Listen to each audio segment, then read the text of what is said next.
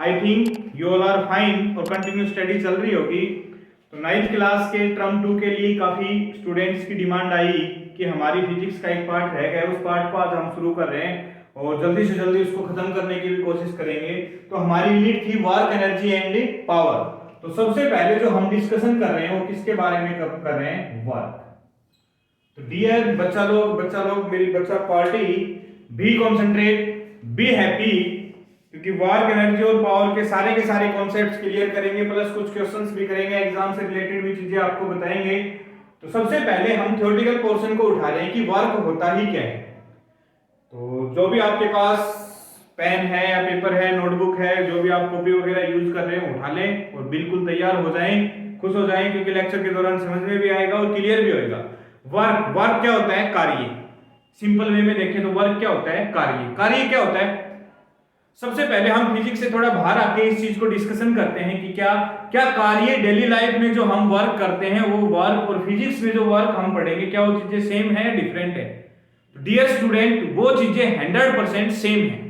जैसे कोई भी कार्य हम डेली लाइफ में दिन में कर रहे हैं, वही कार्य किसमें है? फिजिक्स में। क्या कि कोई भी कार्य करने के लिए हम कोई न कोई फोर्स अप्लाई करते हैं किसी भी ऑब्जेक्ट पे, और फोर्स अप्लाई होने के बाद यदि उसमें कोई न कोई डिस्प्लेसमेंट आ जाता है, देसी भाषा में बोले तो हमने कोई भी कार्य किया, जैसे बात करें कि हमें झाड़ू लगानी है, तो हम झाड़ू से जितने भी डस्ट पार्टिकल्स हैं या फिर मान लो पेपर है या और कोई हमारे पास कूड़ा है, उसको हम झाड़ू से फोर्स लगा रहे हैं, मींस बल लगा रहे हैं, उसको हम धकेल रहे हैं, उसको पुश कर रहे हैं, और यदि उसमें कोई ना कोई डिस्प्लेसमेंट हो जाए तो कार्य होता है, अदरवाइज नहीं होता। फॉर एग्जांपल एक रूम की झाड़ू निकालनी है और एक ही कॉर्नर में इतना बड़ा पत्थर आ गया कि उसके ऊपर हम झाड़ू से फोर्स लगा रहे हैं लेकिन वो पत्थर हिल ही नहीं रहा, तो वर्क नहीं हो रहा। यदि हम फोर्स लगाने के बाद उसमें डिस्प्लेसमेंट हो रहा है तो कार्य हो रहा है, अदरवाइज नहीं। सेम एज इट इज किसमें होगा? फिजिक्स में। क्या कि वर्क इज डन, क्या होगा? Work is done when there is some displacement on applying some force, work is done, कार्य होता है कब? जब वहां पे कोई ना कोई डिस्प्लेसमेंट हो, ऑन अप्लाइंग सम फोर्स, तो वर्क होता है, अदरवाइज नहीं होता। इन चीजों को समझे पहले कि यदि हम किसी भी चीज के ऊपर क्या लगाते हैं? फोर्स, और यदि उसमें डिस्प्लेसमेंट होता है तो वर्क होता है, अदरवाइज नहीं होता। समझ में आया कि work is done when there is some displacement on applying some force.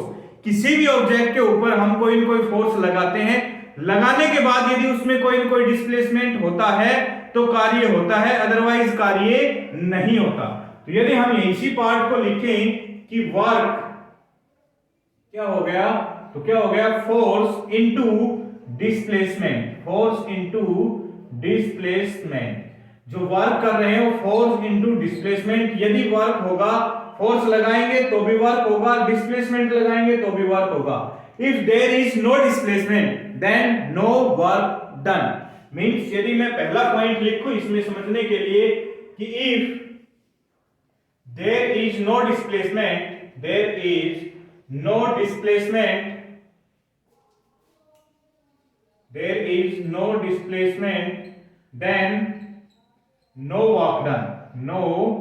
Work done. कोई भी कार्य नहीं होता यदि डिस्प्लेसमेंट नहीं होता है। फॉर एग्जांपल हमने इस मार्कर के ऊपर फोर्स लगाया, यहां पे था, हमने फोर्स लगाया, यहां पे ले आए तो वर्क हुआ। लेकिन यदि हम इस दीवार को पुश करें, फोर्स लगा रहे हैं, एक बंदा लगा रहा है, फिर 2 बंदे, फिर 10 बंदे, ये डिस्प्लेस नहीं हो रही, then there is no work done because there is no displacement. Clear हुआ? मींस यदि हम फोर्स लगा रहे हैं तो वर्क, डिस्प्लेसमेंट हो रहा है तो वर्क डन होगा, अदरवाइज नहीं होगा। तो हमारे पास क्या हो गया? Work equals to F dot S। This arrow shows force is a vector quantity and displacement also a vector quantity. So this is the dot product of vector quantity which is denoted by work done equals to F dot S cos of theta. Clear हुआ कि हमारे पास this is the dot product of two vector quantities. अब हमारे पास एक part 2 minute के लिए मैं डिस्कस करता हूं कि आपको आता है या नहीं आता है, डजंट मैटर। क्या होता है कि वर्क डन क्या होती है, एक स्केलर क्वांटिटी होती है, स्केलर और वेक्टर। यदि हम बात करें, दो पार्ट आ गए हमारे पास, scalar quantities and second vector quantities. तो scalar quantities which have only magnitude then these are called scalar quantity। या फिर बिल्कुल एक्सप्लेन करके बोले, बिल्कुल राइट इसकी डेफिनेशन देखें तो these are those quantities which depends only on magnitude। जो केवल मैग्नीट्यूड पे डिपेंड करती हैं वो सारी की सारी क्या होती हैं, स्केलर। और these are those quantities which depends on magnitude as well as direction। जो किसमें मैग्नीट्यूड पे भी डिपेंड करती हैं और डायरेक्शन पे भी डिपेंड करती हैं, तो वो कौन सी क्वांटिटीज होती हैं, vector quantity. So force and displacement both are vector quantities which depends on magnitude as well as direction। if there is change in direction then the value of vector quantity also change। अब यहां से हमारे पास आया value निकल के क्या आई कि हमारे पास work done equals to Fs cos of theta. अब यहां पे मैं सारे के सारे जो एब्रिविएशंस यूज की हैं वो बता रहा हूं कि वर्क डन में where F is applied force कि जो भी फोर्स हम अप्लाई कर रहे हैं वो क्या हो गया, F। S is displacement, F is displacement and W is work done, W is work done. कि क्या हो गया, force F is force applied, S is displacement covered by the object and W is the work done. अब last में आता है हमारे पास theta. Theta is the angle between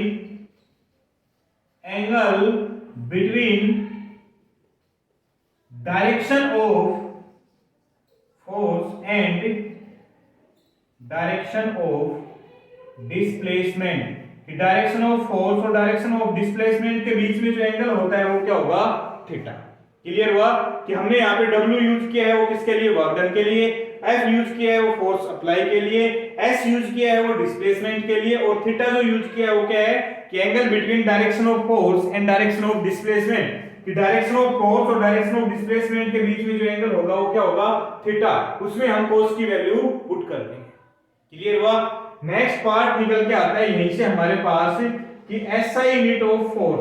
SI unit of force क्या होगी, sorry work done, SI unit of work done. तो force की क्या हो जाएगी, न्यूटन, और डिस्प्लेसमेंट की क्या हो जाएगी, मीटर।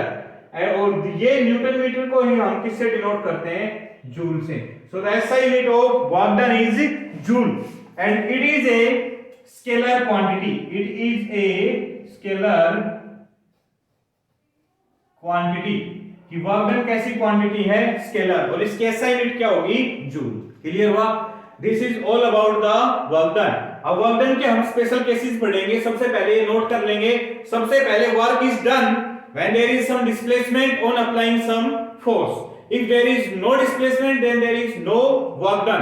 कि यदि हम इस दीवार को पुश करें तो यहाँ पे कोई भी डिस्प्लेसमेंट नहीं हुआ तो वर्क डन भी नहीं होगा, फोर्स लगा रहे हैं हम। सेकंड पार्ट क्या लिया कि work done equals to F dot S। This is the dot product of two vectors and the value is work done equals to F S cos of theta, where F is the applied force, S is the displacement, W is the work done and theta is the angle between direction of force and direction of displacement. So the SI unit of work done is Newton meter which is denoted by joule। इस Newton metre को ही हम क्या बोलते हैं, joule. किससे लिखते हैं हम, J से। उस वर्क डन हमारे पास क्या हो गई, एक स्केलर क्वांटिटी। क्लियर, नोट कर लें, हो गया, थैंक यू। अब हम इसके कुछ स्पेशल केसेस पढ़ रहे हैं कि वर्क डन कैसा हो सकता है। वर्क डन पॉजिटिव भी होता है, वर्क डन नेगेटिव भी होता है, और वर्क डन क्या होता है, जीरो भी। सो डियर स्टूडेंट्स, हर लेक्चर को ध्यान से देखेंगे और यदि साथ के साथ पॉइंट्स भी नोट कर रहे हैं तो आई विल गारंटी कि आपको 100% क्लियर भी होएगा और चलते चलते क्या हो जाएगा, लर्न भी हो जाएगा। बस दिमागी रूप से आप लेक्चर में प्रेजेंट रहें। तो हमारे पास आता है सबसे पहले पॉजिटिव वर्क डन, या फिर दूसरा ले तो क्या हो गया, maximum work done. Maximum work done यदि बात करें हमें हमारे पास वैल्यू क्या हो गई F S cos of theta. तो वैल्यू क्या हो गया हमारे पास, if theta is between 0 degree to 90 degree, क्योंकि 0 to 90 कोस की वैल्यू क्या होती है, पॉजिटिव, तो वर्क डन भी क्या रहेगा, पॉजिटिव। पहला पार्ट क्लियर हुआ कि थीटा की वैल्यू कितनी होनी चाहिए, 0 to 90। 0 to 90 वैल्यू रहेगी तो cos 0 और 90 के बीच में वैल्यू क्या रहेगी, पॉजिटिव, तो वर्क डन भी क्या रहेगा, पॉजिटिव। क्लियर हुआ। सेकंड पार्ट आता है हमारे पास for maximum work done. Maximum work done की यदि मैं बात करूं तो फिर से W equals to F S cos of theta, and if theta equals to 0 degree, if theta equals to 0 degree means the direction of force and the direction of displacement is same। इस 0 degree की value क्या होती है, because direction of force and direction of displacement is same. जब दोनों की direction same होती है तो थीटा की वैल्यू कितने डिग्री की होती है, 0 degree, and cos 0 degree equals to 1, so work done is maximum F dot S। Clear हुआ कि जब डायरेक्शन ऑफ फोर्स और डायरेक्शन ऑफ डिस्प्लेसमेंट दोनों की दोनों सेम रहेंगी तो थीटा की वैल्यू क्या हो जाएगी, 0 डिग्री, और cos 0 की वैल्यू क्या रहेगी, 1, सो वर्क डन क्या हो जाएगा, F डॉट S। और इसी को हम क्या बोल देते हैं, मैक्सिमम वर्क डन। क्या बोल देते हैं, मैक्सिमम वर्क डन। क्लियर हुआ। सेकंड पार्ट निकल के आता है हमारे पास negative work done. Negative work done, तो इसके लिए हमारे पास वर्क डन की वैल्यू होगी F S cos of theta. So if theta equals to 180 degree means direction of force is opposite to direction of displacement। कि डायरेक्शन ऑफ फोर्स और direction of displacement जब दोनों एक दूसरे से अपोजिट होते हैं तो थीटा की वैल्यू कितनी डिग्री होती है, 180 डिग्री। और 180 डिग्री का मतलब क्या होता है कि cos 180 degree equals to -1, so work done equals to -F dot S। This is the negative work done. Means या तो डायरेक्शन ऑफ फोर्स, यदि कैजुअली पूछ ले कि what value of theta the work done is negative, important question, for what value of theta, for what value of theta the work done becomes negative, so the value is 180 degree. या फिर second question, what is the relation between direction of force and direction of displacement for negative work done? So direction of force is always opposite to the direction of displacement। Clear. और third point आता है हमारे पास zero work done. किसके लिए आता है, zero work done. और zero work done की यदि मैं बात करूं तो हमारे पास क्या हो गया, F dot S cos of theta। It means if F और S दोनों में से या तो F क्या हो जाए 0 या फिर S क्या हो जाए 0, तो भी वर्क डन क्या हो जाएगा 0। और थीटा की केस की बात करूं तो if theta equals to 90 degree means direction of force is perpendicular to direction of displacement. यदि एक दूसरे के परपेंडिकुलर होते हैं तो थीटा की वैल्यू क्या हो गई 90 degree, and cos 90 equals to 0, so work done also be 0। आपने क्वेश्चन में भी पढ़ा होगा कि जब भी कोई कुली सर पे सामान लेकर जाता है तो उसका वर्क डन 0 होता है, बिकॉज यदि मैं बात करूं कि ये कुली का सर है तो उसमें फोर्स लग रहा है नीचे की तरफ और वो चल रहा है या तो इधर जाएगा या फिर इधर, और दोनों ही केस में वैल्यू क्या हो जाती है 90 degree, and the theta is 90 degree, so work done is 0। Clear हुआ। ये हमारे पास पॉजिटिव वर्क डन और ये मैक्सिमम वर्क डन के लिए, ये हमारे पास नेगेटिव वर्क डन के लिए, और ये हमारे पास किसके लिए हो गया, जीरो वर्क डन के लिए। एक बार नोट कर लेंगे। ओके, थैंक यू, जय हिंद, जय भारत।